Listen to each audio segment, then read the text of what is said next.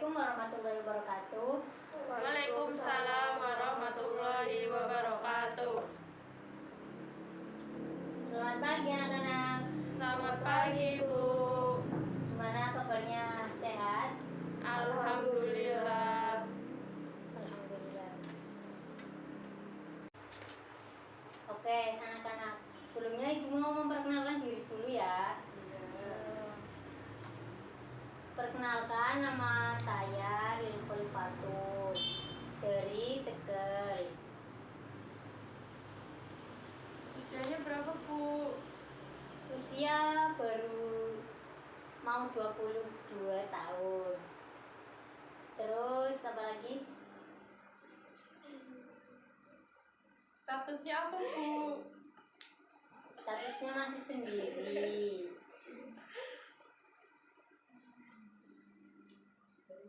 Saya lulusan dari MA Babakan yang sekarang jadi Madrasah Aliyah Negeri 1 Tegal. Ada yang tahu? Enggak, Bu. Di Pondok Pesantren Mahutolaba Babakan. Oh, Oke, ada yang mau ditanyakan lagi? enggak, Bu. Sekarang ibu mau gantian ya, perkenalkan. Kan baru pertemuan pertama. Dari ujung dulu, namanya siapa? Namanya Rani, Oh, Rani. Dari mana? dari Tegal. Dari Tegal. Alumni mana? Alumni SD Bandung 2. Stephen dulu. Terus selanjutnya Nama saya Etika. ulang nama saya nih. Nama saya Etika dari SD Gajahsari. Satu desa apa? Beda, Bu. Oh, beda. Ya, selanjutnya Nama saya Puput, alumni dari SD Kalimat Wetan 2. berarti deketan ya. Deket, Bu. Oke, sebelum kita memulai pembelajaran pada hari ini, kita membaca doa belajar terlebih dahulu ya.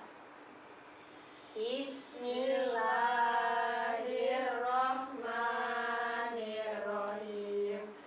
Raditu billahi rabba wa bil islami dina wa bi muhammadin nabiyya wa rasulah rabbi sidni ilma warzuqni fahma amin.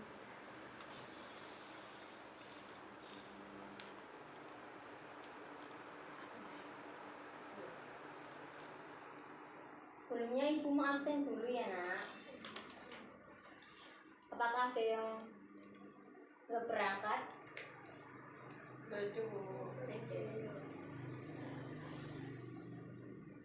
Etika, Hajira Puput, Hajira Biro, Rani, Retiro. Biro. Hadir semua ya. iya, Bu.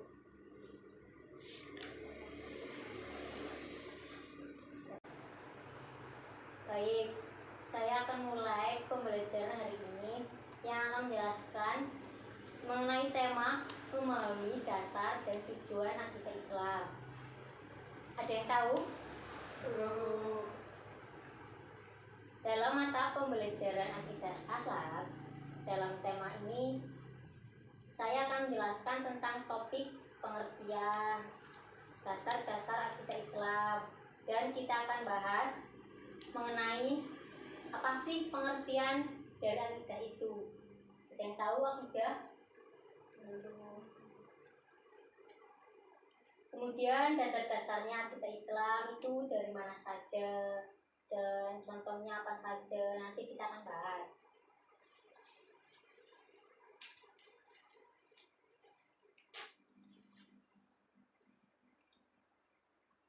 Oke, langsung saja ya untuk pembahasannya.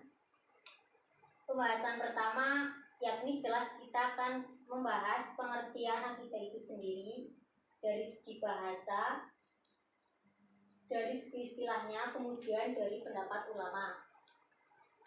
Nah, jadi itu nantinya akan dibahas di bagian pengertian akidah. Kemudian yang kedua mengenai dasar akidah Islam, dari mana asalnya, dari mana asalnya dasar tersebut, apakah dari Al-Quran maupun hadis. Nanti kita akan bahas di bagian dasar akidah Islam. Oke, langsung saja. Yang pertama mengenai pengertian akidah yang berasal dari bahasa Arab. Yang berasal dari bahasa Arab, aqoda yaqidu aqdan, yang artinya mengikat atau mengadakan perjanjian. Jadi dari bahasa aqoda yang artinya perjanjian atau ikatan, kemudian sekarang jadi istilah gimana sih apa artinya akidah itu. Jadi menurut istilah, akidah adalah suatu pokok atau dasar keyakinan yang harus dipegang oleh orang yang percayanya. Jadi akidah itu sesuai dengan bahasa yang tadi anak-anak. Perjanjian, ikatan atau keyakinan, pokok keyakinan yang kita yakini, yang kita pegang teguh dan kita percaya terhadap. Jadi anak-anak sedikit bisa memahami ya, menurut bahasa tadi artinya apa? Perjanjian atau ikatan. Kemudian selanjutnya menurut ulama, ada sebuah kalimat di mana menurut ulama yakni dengan akidah.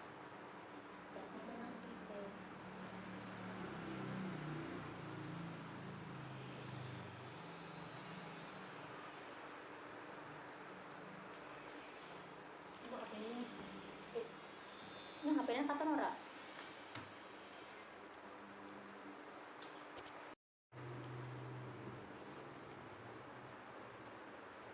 Kemudian selanjutnya menurut ulama ada sebuah kalimat di mana menurut ulama yakni tentang akidah, yaitu ma qidar laihul huwa dhamir, yang artinya sesuatu yang terikat kepadanya hati dan hati nurani. Kata akod diantaranya tersebut dalam Al-Quran surat Al-Ma'idah ayat 1. Ya ayyuhalladzina amanu ufu bil uqud, yang artinya hai orang-orang yang beriman, penuhilah akad-akad itu atau perjanjian, mencakup janji prasetia hamba kepada Allah dan perjanjian yang dibuat oleh manusia dalam pergaulan sesamanya.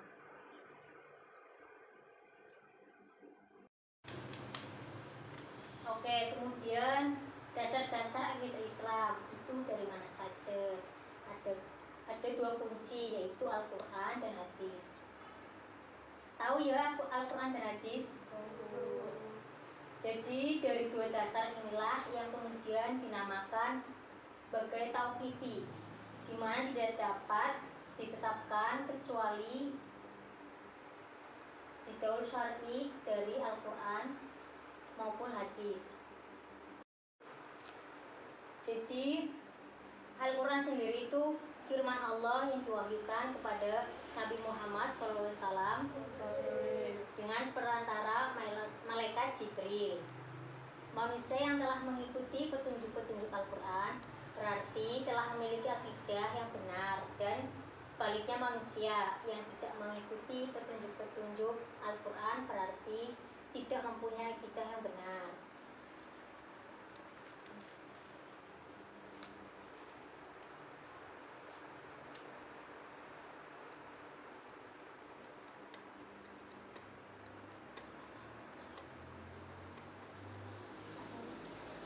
Yang kedua, hadis. Hadis ialah segala ucapan, perbuatan, dan takrir, sikap dia Nabi Muhammad. Yang kedua, hadis. Hadis itu adalah segala ucapan, perbuatan, dan takrir sikap diam Nabi Muhammad SAW. Islam telah menegaskan bahwa hadis menjadi hukum Islam yang kedua setelah Al-Quran, baik sebagai sumber hukum dalam akidah maupun dalam persoalan itu. Hadis dijadikan sebagai sumber dasar hukum yang kedua dengan alasan yang pertama, yang diucapkan Rasulullah SAW berdasarkan petunjuk wahyu Allah yang berbunyi, walau taqawwala alaina ba'dul aqwil la khudna minhu bil yamin summa la qadorna minhu watin, yang artinya seandainya dia Muhammad mengadakan sebagian perkataan atas nama kami, niscaya benar-benar kami pegang dia pada tangan kanannya, kemudian benar-benar kami potong urat tali jantungnya, maksudnya kami beri tindakan yang sekeras-kerasnya.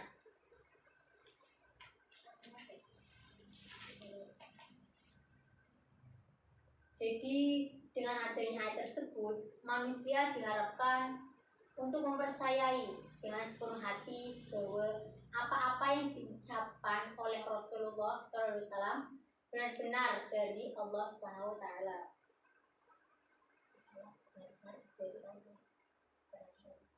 Jadi dengan adanya ayat tersebut, manusia diharapkan untuk mempercayai dengan sepenuh hati bahwa apa-apa yang diucapkan oleh Rasulullah SAW benar-benar berasal dari Allah Subhanahu wa Ta'ala.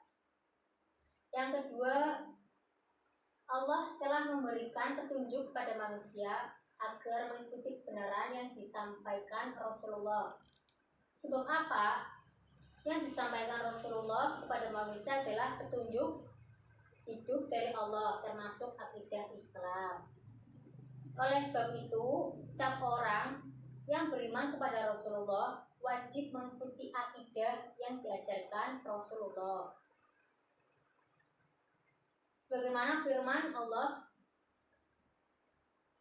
Quran surat Al-Hasyr ayat 3. Wa ma ataakumur rasulu fakhudhu wa ma nahakum anhu fantahu wattaqullaha innallaha syadidul iqab. Yang artinya apa yang diberikan Rasul kepadamu maka terimalah, dan apa yang dilarangnya bagimu maka tinggalkanlah, dan bertakwalah kepada Allah, sesungguhnya Allah amat keras hukumannya. Yang ketiga, Allah masih bersifat global, termasuk masalah kita Islam, contohnya masalah ibadah, sholat, dan masalah larangan menyekutukan Allah dengan siapapun, tetapi tidak menjelaskan bagaimana cara menyembah Allah, sholat, dan bagaimana pula sikap yang tergolong mempersekutukan Allah. Kemudian selanjutnya, tujuan mempelajari akidah Islam. Akidah merupakan fondasi yang akan memperkokoh keimanan seseorang yang teguh dalam memegangi pendirian. Tujuan akidah itu terdiri dari 4. Yang pertama, memupuk dan mengembangkan dasar ketuhanan yang ada sejak lahir.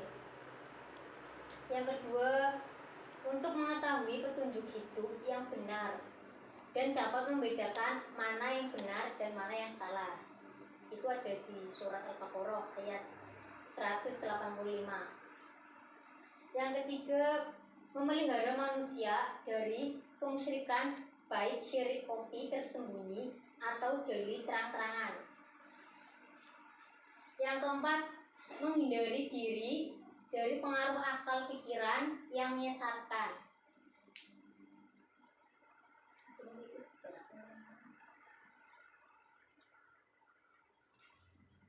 Terus manfaat mempelajari akidah Islam. Tanpa akidah, kiranya sulit muncul kesadaran melaksanakan ajaran agama. Oleh sebab itu, mempelajari akidah amat besar manfaatnya. Yaitu yang pertama, dapat memperoleh petunjuk hidup yang benar sesuai kehendak Allah Subhanahu wa taala yang telah menciptakan alam semesta termasuk diri kita sendiri. Yang kedua, selamat dari pengaruh kepercayaan lain yang hanya akan membawa kerusakan dan hidup yang jauh dari kebenaran. Yang ketiga, memperoleh ketentraman dalam kebahagiaan hidup di dunia karena kehidupan yang hakiki adalah kehidupan di akhirat kelak. Yang kelima, mendapat jaminan surga dan selamat dari neraka apabila benar-benar berpegang teguh terhadap akidah Islam maupun terhadap akidah Islam secara sempurna.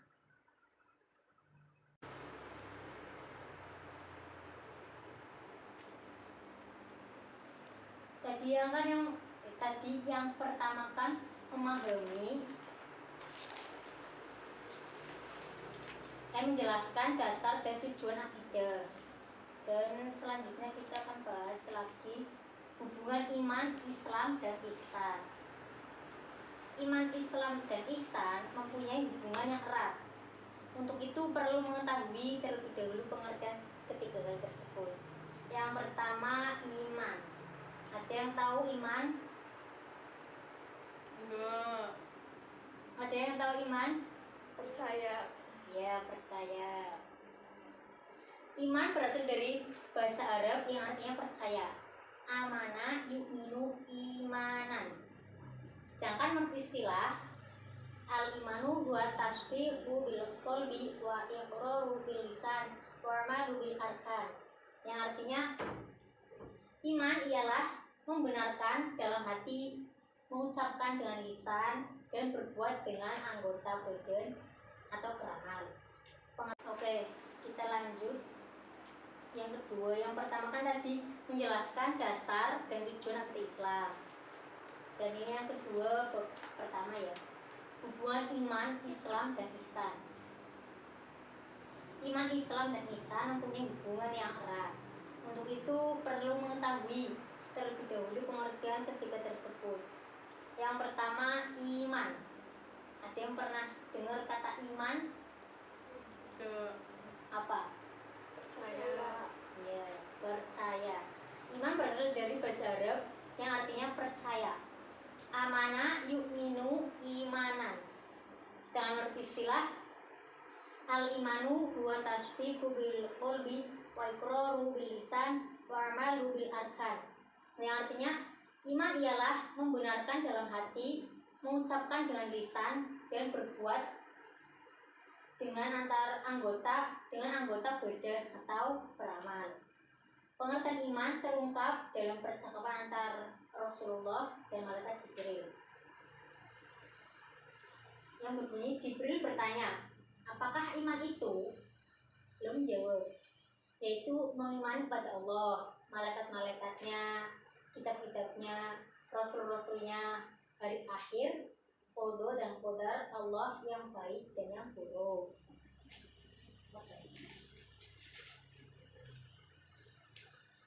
Sedangkan iman terdiri dari 3 tingkatan.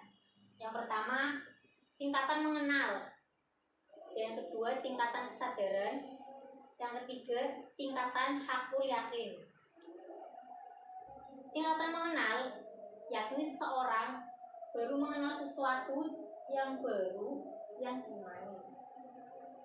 Dan yang kedua, tingkatan kesadaran, yakni seseorang sudah lebih tinggi karena sesuatu yang diimani disadari dengan alasan-alasan tertentu. Yang ketiga, tingkatan hakul yakin, yaitu tingkatan iman yang tertinggi. Seseorang mengimani sesuatu yang hanya mengetahui dengan alasan-alasan tertentu, akan tetapi dibarengi dengan kesadaran berserah diri pada Allah.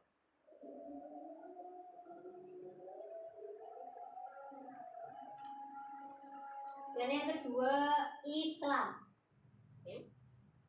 Islam dari kata bahasa Arab aslama yuslimu islaman, yang berarti apa? Selamat. Ya, selamat, patuh, tunduk. menyerah diri. Ya. Sedangkan menurut istilah Islam adalah agama yang mengajarkan agar manusia berserah diri dan tunduk sepenuhnya pada Allah. Sedangkan yang dimaksud berserah diri itu apa? Ada yang tahu? Apa? Mengerjakan perintah Allah dan menjauhi segala larangan-larangannya. Orang yang berserah diri pada Allah disebut Muslim. Hidup dan matinya hanya semata-mata karena mencari keridhaan. Dan yang ketiga, ihsan. Ihsan berasal dari bahasa Arab ahsana yuhsinu ihsanan, yang artinya Berbuat baik. ya, berbuat baik. Sedangkan menurut istilah berbakti dan mengabdikan diri pada Allah SWT dengan dilandasi kesadaran dan keikhlasan.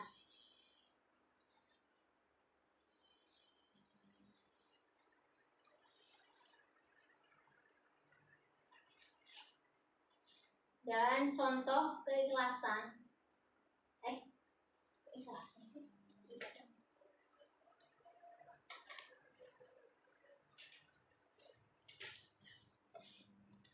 Contoh ihsan terhadap sesama manusia. Seorang majikan memberikan upah kepada karyawannya sesuai dengan perjanjian dan tepat pada waktunya. Majikan memberi tambahan uang untuk membeli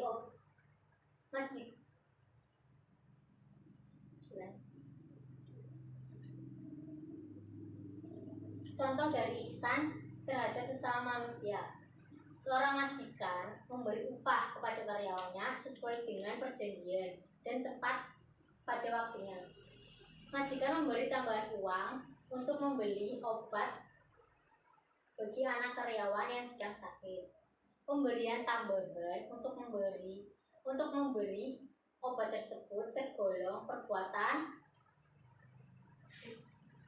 ihsan.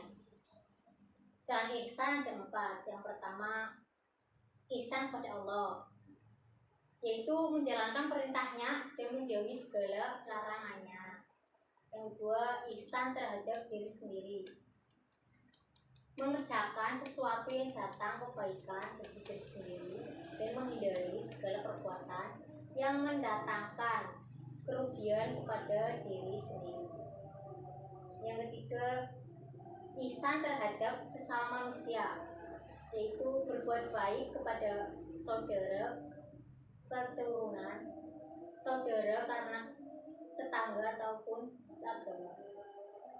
Yang keempat, ihsan terhadap makhluk lain atau alam lingkungan, yaitu memelihara alam lingkungan, tidak membunuh binatang kalau tidak diperlukan sebagai makanan.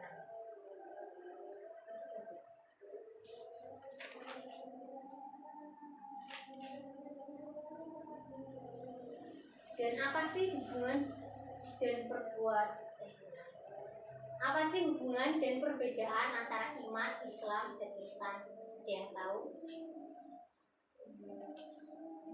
Jadi hubungan antara Islam, iman, ihsan bagaikan segi 3 sama sisi, yang hubungannya antara sisinya sama erat, di mana segitiga tersebut tidak akan terbentuk jika ketiga sisinya tidak saling mengikat. Sedangkan perbedaan yang merupakan ciri dari masing-masing adalah iman sebagai landasan, menekankan keyakinan dalam hati. Islam merupakan sikap bukti nyata dalam kehidupan sehari-hari untuk berbuat amal.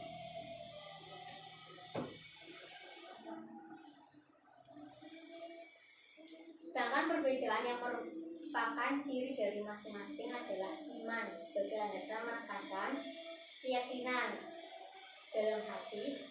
Islam merupakan sikap bukti nyata dalam kehidupan sehari untuk berbuat atau beramal. Dan ihsan itu sendiri merupakan pernyataan dalam bentuk tindakan nyata dalam kehidupan sehari dengan demikian, maka ihsan merupakan ukuran tebal tipisnya iman Islam seseorang. Saya kan udah menerangkan materi hari ini. Apakah ada yang mau bertanya? Tidak. Udah paham semua? Insya Allah, Bu. Kalau udah paham. Baik, kalau tidak ada yang mau bertanya, sekarang saya mau tanya. Ada yang udah paham? Yang bisa jawab pertanyaan saya, acungkan tangan dulu ya.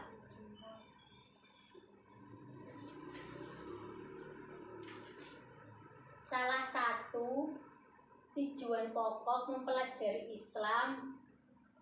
Ulangi. Salah satu tujuan pokok mempelajari akidah Islam itu apa? Bu. Ya, Mbak Etika. Keyakinan. Ya, benar.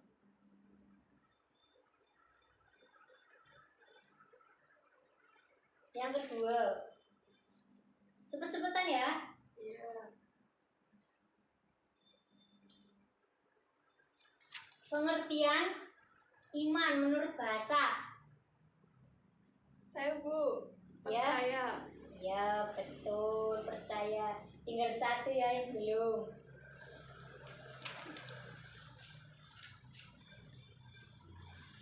Sekarang kamu aja, Wis. Ihsan menurut bahasa. Berbuat baik. Iya, berbuat baik. Ternyata udah pada paham semua ya. Iya, Bu. Baik, saya cukupkan materi pertemuan hari ini. Semoga bermanfaat bagi kita semua. Amin. Amin. Mari kita baca hamdalah. Alhamdulillah. Akhirul kalam. Wassalamualaikum warahmatullahi wabarakatuh. Waalaikumsalam warahmatullahi wabarakatuh. Apapun yang terjadi, hidup itu indah. Hadapi dengan senyuman dan tetap semangat. Semangat.